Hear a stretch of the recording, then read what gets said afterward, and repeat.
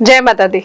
बड़ों को मेरा चरण स्पर्श और छोटों को मेरा प्यार। कैसे हैं आप सब? घर में सब आपके बढ़िया है?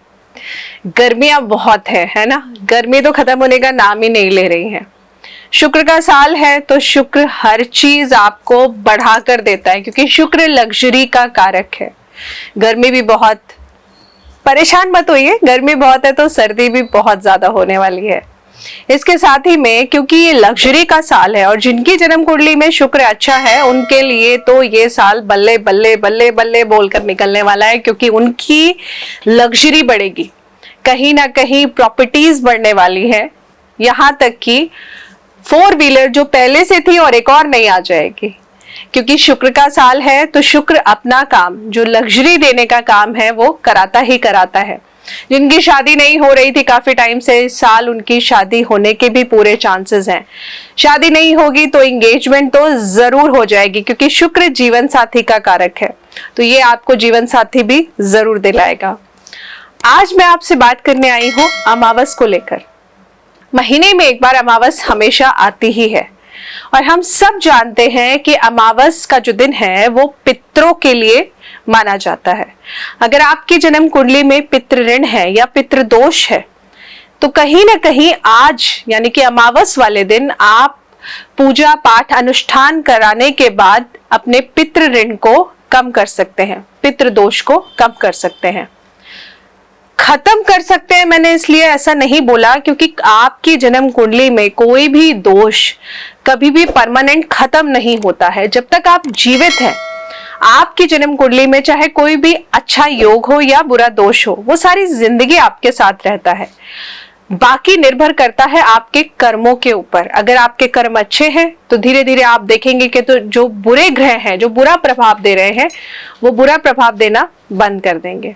अगर आपके कर्म खराब है तो जो अच्छे ग्रह हैं वो चाहकर भी आपको अपना अच्छा प्रभाव नहीं दे पाएंगे। आज मैं आपसे बात करने आई हूं अमावस को लेकर।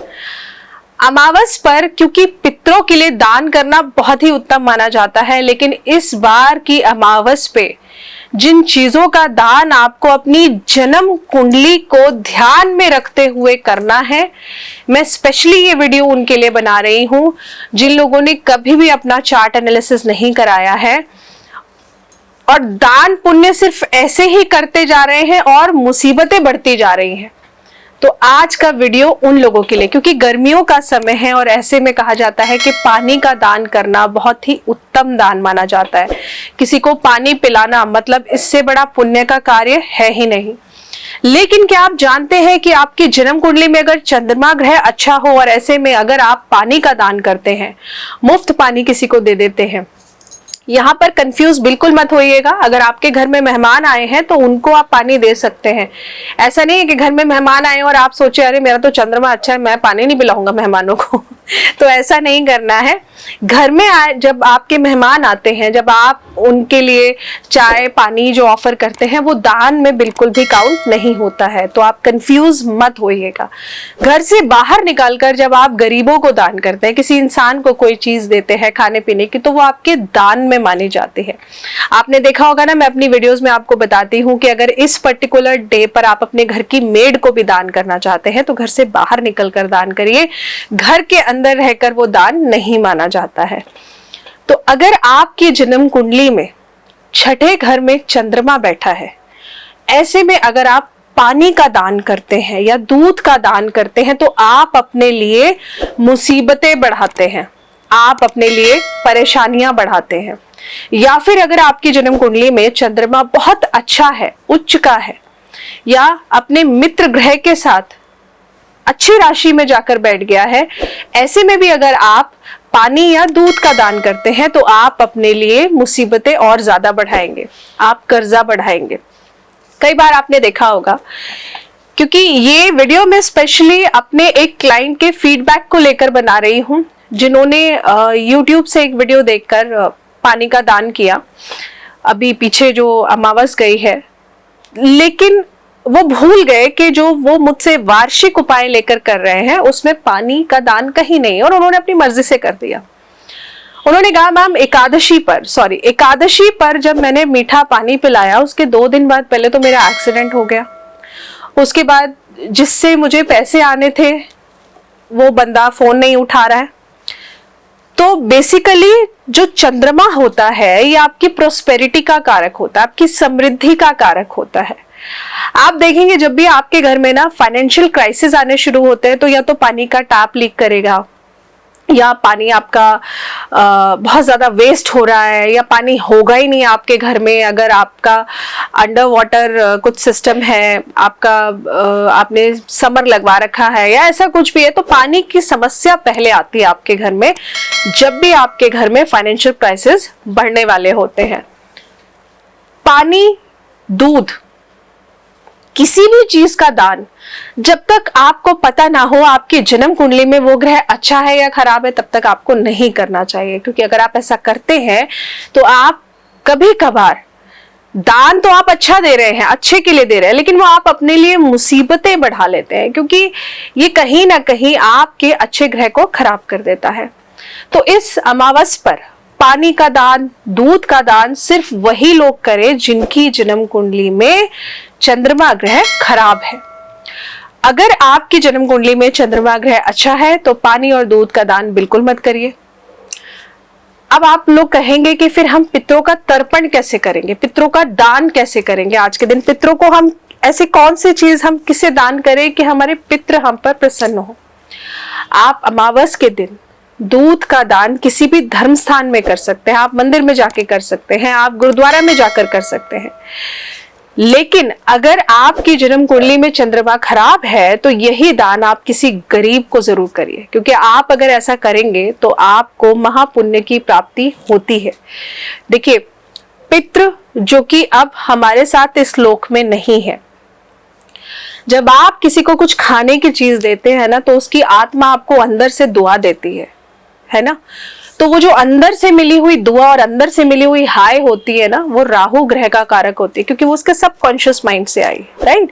किसी ने आपके लिए अच्छा सोचा, दुआ दी, अचानक से मन में कुछ अच्छा ख्याल आया, उसने सोच लिया, तो ये आपका राहु ग्रह है। सिक्स सेंस, आपका सबकॉन्शियस माइंड जो एक्टिव हुआ, अच्छा सोचा, आपके लिए अच्छा मुंह से निकला। लेकिन वहीं पर अगर आप किसी के दिल को दुखाते हैं, परेशान करते हैं किसी को, तो यही ग्रह आपके लिए अंदर से आहा बोलते ना बुरा, आपके लिए आशीर्वाद की जगह कटु वचन निकलते हैं, बद्दुआ निकलती है ना।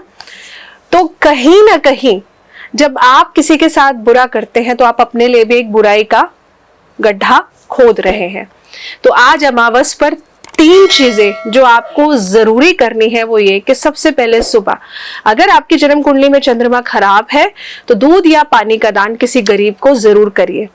अगर आपको नहीं पता कि खराब है या अच्छा है तो यही दूध और पानी का दान आप किसी भी धर्म स्थान में जाकर जरूर करिए।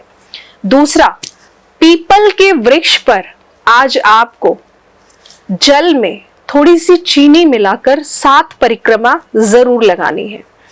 7 परिक्रमा जब आप लगाएंगे तो ऐसा जरूरी नहीं है कि जल गिरता रहना चाहिए और फिर आप परिक्रमा भी लगाते रहे। आपने एक बार जल दिया, परिक्रमा लगा ली, फिर दूसरी बार जल दिया, फिर परिक्रमा लगा ली, ऐसे करके आपकी 7 परिक्रमा होनी चाहिए और 7 बार आप जल भी पीपल के वृक्ष में चढ़ा देंगे।